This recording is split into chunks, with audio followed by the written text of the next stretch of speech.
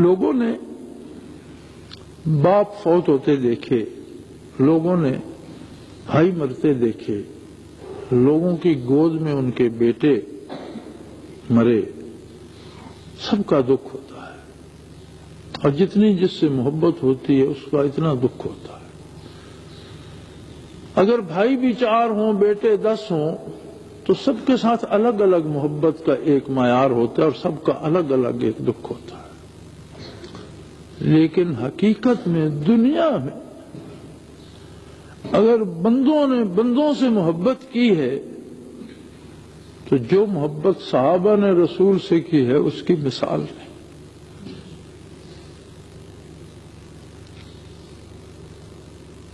اور پھر ان کے ہاتھوں میں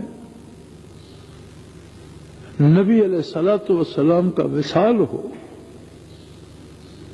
اور وہ اپنے ہاتھوں حضور کو روضہ اطہر میں دفن کریں تو جو کیفیت ان پر ہوگی اسے کوئی سوچ بھی سکتا؟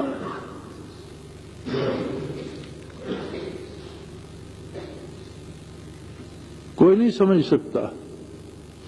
یہ صرف وہی جان سکتے ہیں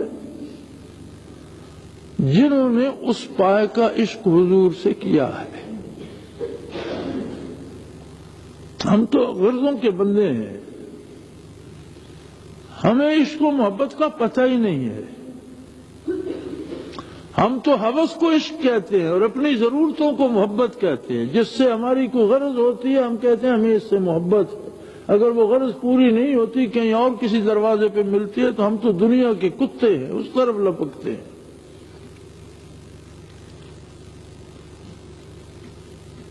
اگر یہی محبت ہے تو یہ محبت تو کتا بھی مالک سے کرتا ہے کہ اسے 2 وقت کھانا وہاں سے ملتا ہے۔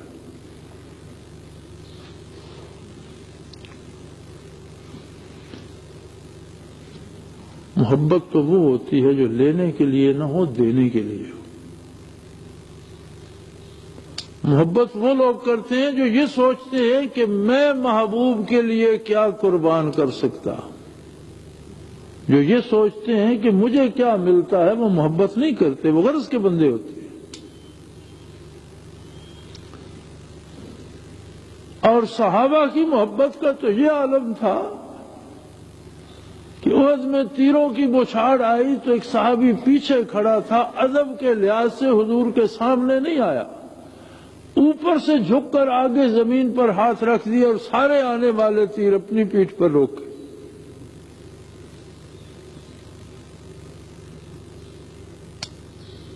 یہ ایک بات نہیں، اس طرح کی بے شمار مثالیں ہیں۔ حضرت خبیب رضی اللہ عنہ کو مکے والوں نے قید کر لیا، سولی چڑھانے لگے تو انہوں نے کہا کہ اب تو تیرا خیال ہوگا کہ تو اپنے بال بچوں میں، والدین میں، گھر والوں میں بیٹھا ہوتا اور یہ تیرے نبی جو ہیں وہ یہاں ہوتے۔ انہوں نے کہا اللہ کی قسم مجھے کو 1000 بار بھی سولی پہ لٹکا دے، مجھے یہ گوارا نہیں ہے کہ آپ کے پاؤں مبارک میں کوئی کانٹا بھی چبھ جائے۔ تم دنیا کے کتے ہو، تمہیں کیا پتا۔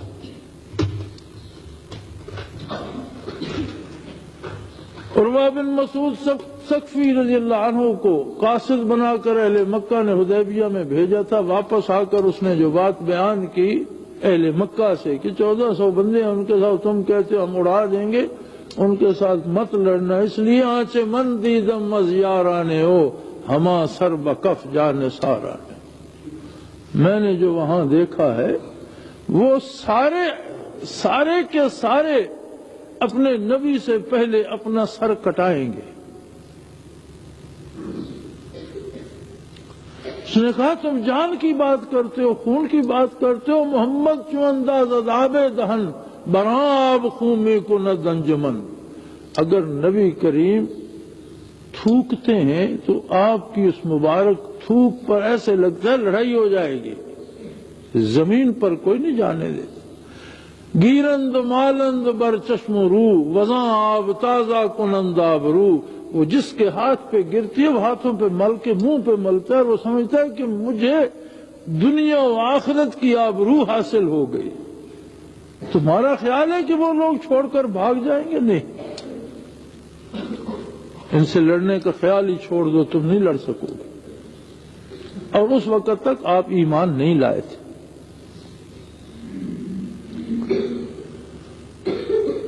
ایسے سچے اور کھرے عاشقوں کو جب اپنا محبوب رسول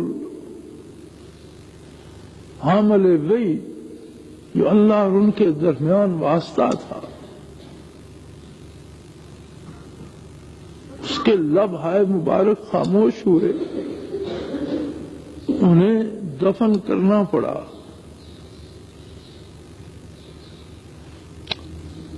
صحابی نے کہا تھا وما حب الدیار شغفنا قلبی، میں مدینہ تو آتا ہوں لیکن مجھے کوئی مدینے وغیرہ کی یا شہروں کی محبت کھینچ کر نہیں لاتی، ولیکن حب من سکن الدیاری، جس نے یہاں گھر بنا لیا ہے اس کی محبت دوڑائے رکھتی۔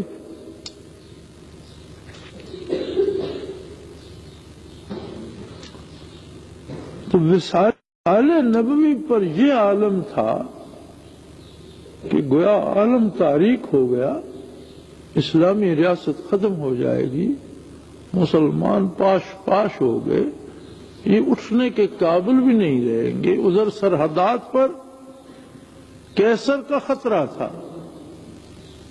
ادھر مسیلمہ کذاب نے اپنا اعلان نبوت کر دیا اور پہاڑی علاقے کا یمامہ کا رہنے والا تھا، اور 40,000 جنگجو فوج اکٹھی کر لی۔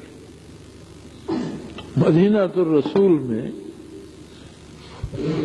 اتنے ہی لوگ تھے جنہیں حضور وصال سے پہلے ترتیب دے چکے تھے کیسر کے مقابلے میں، کیسر کی افواج کا مقابلہ روکنے کے لیے محاذ پر جانے کے۔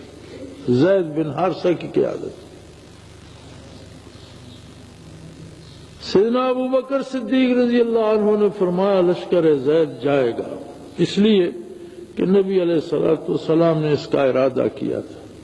اب روانہ کرنے کے بعد تو چند بزرگ رہ گئے۔ مسیلمہ کذاب نے اعلان نبوت کر دیا، آپ نے فرمایا اس کے ساتھ قتال ہوگا۔ کچھ لوگوں نے زکوٰۃ سے انکار کر دیا، فرمایا ان کے ساتھ بھی جہاد ہوگا۔ سیدنا فاروق اعظم جیسے عظیم انسان نے عرض کی کہ ابو بکر صدیق، شہر میں تو اب گھروں میں سودا لا دینے کے لیے کوئی بندہ نہیں ہے، کس کس محاذ پر لڑو گے اور کتنا لڑو گے؟ باری باری نبٹ لو ان سے، لشکر کو واپس ہونے دو، منکرین زکوٰۃ کا فتنہ فروغ کرو، پھر یہ ختم ہوگا پھر مسلمہ سے نبٹ لیں گے۔ انہوں نے کہا اللہ کی قسم ابو بکر زندہ ہو اور دین پیغمبر میں ایک نقطہ کوئی بڑھائے یا گھٹائے یہ ممکن نہیں ہے، اور مجھے اگر یہ ڈر ہو کہ سارا مدینہ میں باہر بھیج دوں گا اور مجھے جنگلی درندے پھاڑ کھائیں گے مدینے میں اکیلا دیکھ کر، میں پھر بھی سب کو بھیجوں گا، میں خود تلوار لے کر لڑوں گا اور ہر مخالف سے لڑوں گا۔ یہ ہے تصوف کا کمال۔ گودری لپیٹ کر گوشہ نشین ہو جانا تصوف نہیں ہے۔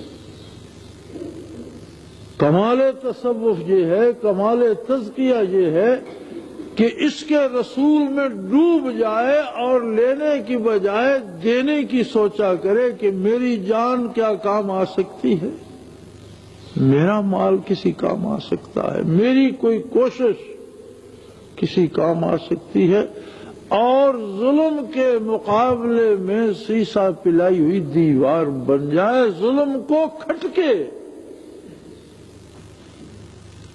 کہ کوئی میرا مخالف بھی ہے۔ یہ تصوف ہے، لوگوں سے سجدے کروانا، لوگوں سے نظر نیاز لینا، لوگوں سے شیرینیاں کھانا، موج میلے کرنا، یہ تصوف نہیں ہے۔ اور لوگ بھی جاہل ہیں، جو تمہارے چندوں پہ پلتے ہیں انہیں تم کیوں پروردگار بنا لیتے ہو؟ جن پتھروں کو تراش کر خود بت بناتے ہو بے وقوفو، انہیں کیوں سجدے کرتے ہو؟ جو بندہ اپنی روزی پیدا کرنے کے قابل نہیں حلال وسائل سے، وہ تمہیں کیا دے گا؟ جو اپنی اولاد نہیں پال سکتا وہ تمہاری کون سی مشکل حل کر دے گا؟ کیوں جاتے ہو ایسے لوگوں کے پاس؟ اور تزکیہ اور تصوف نہ اہلوں کا کام نہیں ہے اور نہ مردوں کا کام نہیں ہے۔ عشق و محبت نہ اہلوں اور نہ مردوں کے لیے نہیں ہوتے، اور یہ کمال عشق ہے، کمال محبت ہے، فنائے تام ہے کہ میں اور میرا مٹ جائے اور سب کچھ کسی کا ہو جائے۔ اور یاد رکھیں، جس طرح دنیا کی بڑی بڑی طاقتیں ظلم سے سمجھوتا کر کے ظلم میں شریک ہو گئی، کوئی ظلم کو روک نہیں رہا تھا۔ وہ لوگ جن کا تذکیہ محمد رسول اللہ نے فرمایا، وہ صحرائے عرب سے اٹھے اور روئے زمین پر ظلم کو روک دیا۔ تب سے اب تک تاریخ اسلام شاہد ہے کہ جہاں بھی حق کا انقلاب آیا، وہی لوگ اس کے لانے والوں میں تھے جنہیں تزکیہ نصیب ہوا۔ اور اب بھی اگر کسی کو تزکیہ نصیب ہوگا، اگر کسی کے دل میں عشق نبی آئے گا، اگر کسی کو اتباع کی سعادت نصیب ہوگی، اگر کسی کو فنا فی الرسول نصیب ہوگا، تو ظلم کے مقابلے کی قوت بھی اسی میں ہوگی۔ اللہ کریم ہم جیسے گناہگاروں کو بھی ان لوگوں میں شامل فرمائے۔ آخر دعوانا الحمدللہ رب العالمین۔